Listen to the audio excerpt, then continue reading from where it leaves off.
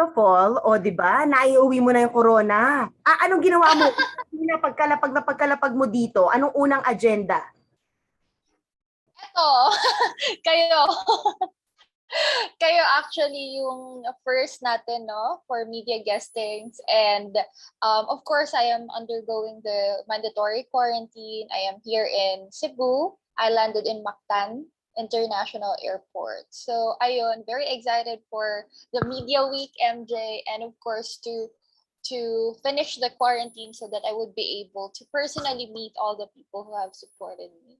Because of course, they are already planning for your homecoming. Ano daw yung mga nakalaan para sa homecoming mo? Yes, I actually heard from Pinipini that there's gonna be a homecoming, of course, from them. Pero hindi pa natin masyadong alam yung details, no? Not yet being finalized by the org.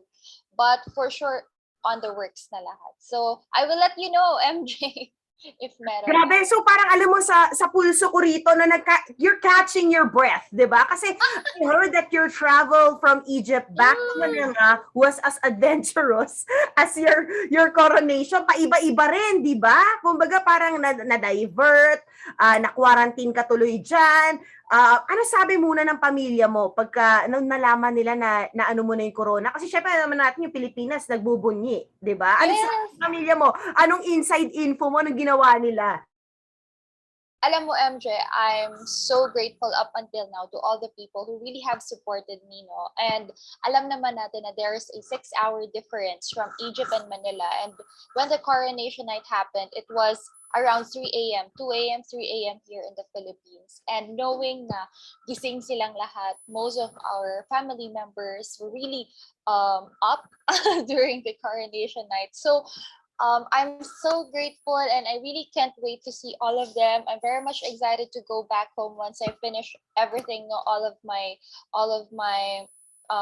appearances in Manila and my quarantine here in Cebu. So I'm very excited to meet them, to personally hug them because I've been away from them for such a long time. Yeah. Ilang months ba? Or ilang weeks, to be exact, were you away? I stayed in Manila, MJ, for like a year, I think. So ang tagal mo talaga hindi sila nakita. Yeah, yes, and then diretso na sa Egypt. So hindi talaga matagal-tagal rin natin silang hindi. Worth it naman natatandaan mo because it's Siyempre. there. Diba? Pero alam mo, wild card ka, we do know that. You were a front runner, but you were the wild card that night. And alam naman natin na ang pinipeg sa'yo palaban, di ba? Ready for any adversity. Pero this is a blessing. Ano tingin mo yung trigger sa buhay mo, no? Which made you that strong? Which made you that really ready? Siguro, MJ, yung hugot ko lang talaga is for me, victory is possible for those people who refuse to stop fighting. Like, whatever challenges you face, be it financial, emotional, physical, mental, no matter what it is, you don't give up easily because you need to surround yourself with people who will help you along the way. And that's what I did. That's why we won the crown and made the whole country proud.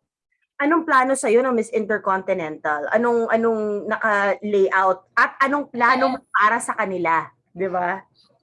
Well, the plan of Miss Intercon is for me to really engage to a lot of activities, not only here in my country, but really around the world, across the continent. So we will be doing workshops, seminars, guestings, judging stints, hosting stints. So yun yung lined up activities. But more than that, I would really want to pursue more on my advocacy because I let them know, which is the cervical cancer prevention and awareness. Yes. So dadalhin natin siya sa intercontinental stage. And alam naman natin na itong, of course, pandemic, right? It was really challenging for everybody. And a lot ng yung ibang mga kakontemporary hindi natuloy sa kanilang mga pageant. Pero sa'yo parang, di ba, hindi mo alam na mama-wild card ka. Kumbaga, sinuwerte. Nasa iyo ang luck. Diba? Anong sinasabi mo sa mga kapwa queen mo regarding this? Yes, MJ, I would like to agree. As they say, Nano, that preparation is really half of your victory. Once you join in pageant, yes, you need to prepare, but 50% of that is really luck. So I'm just so thankful that luck was really on my side during my pageants and really surround yourself with people. I think that's the most important thing, that you need to have a support system, a strong support system. Sino sa'yo?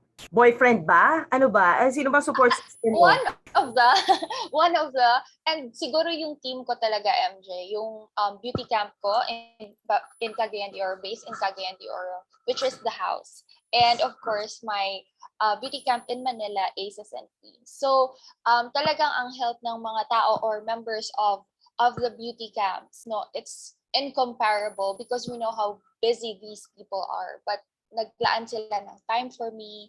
And despite of the pandemic that is currently happening right now, they really showed their full support for me. So I'm really, really grateful. I haven't posted yet my long message, but I will. Kaya I ka will muna. very You deserve it. You deserve to collect yourself first, di ba? Before posting.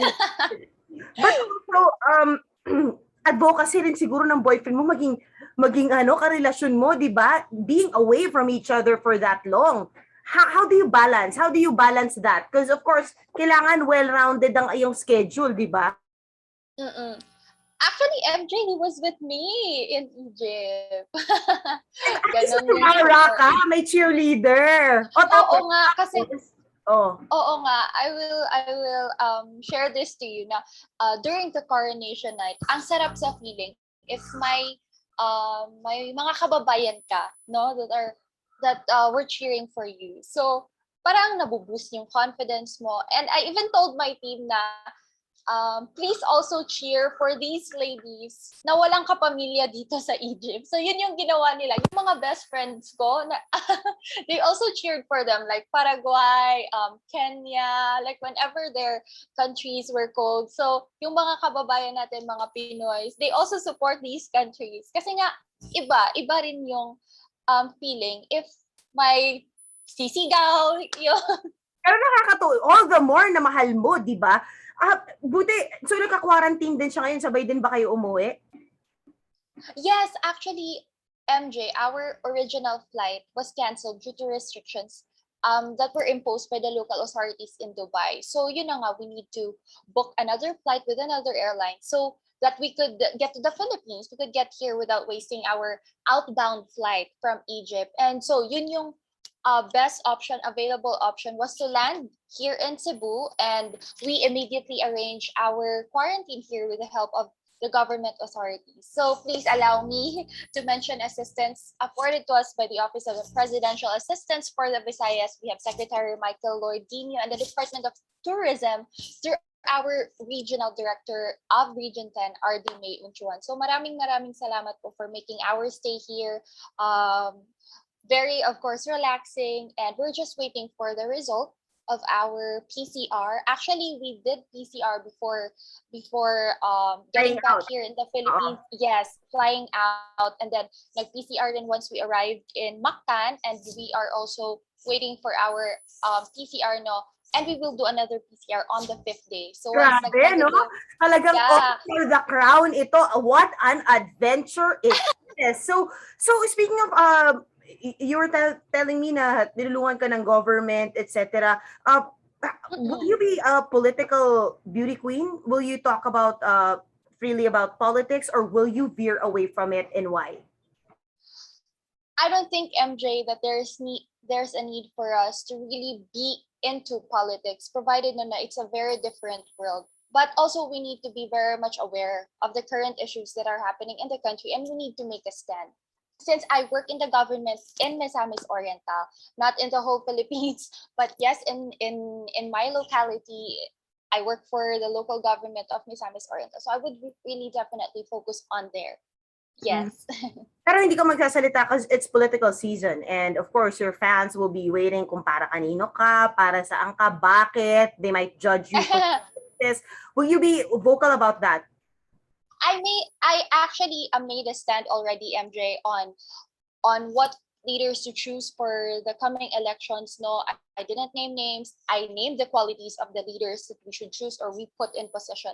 And I think it's very important that right now we should be doing background check of everyone. No, it's very early. Ang early pa kasi to predict, ang early pa kasi to judge, no? So right now, do the background check, do everything that you can do so that wala tayong regrets later on. Let's be open-minded. Yes, sa mga possible na mangyayari. And also, MJ, I'm just so grateful na my participation in beauty pageantry, I think it has made Filipinos united. So yun yung napaka-important. No? We got the support of the government, of the non-government organizations, of private entities. So yun yung napaka-important. Oo, kasi naman 'di ba, parang okay ka na eh. Ayaw mo nang paingayin pa na to give anyone the wrong idea. You're on the right track actually.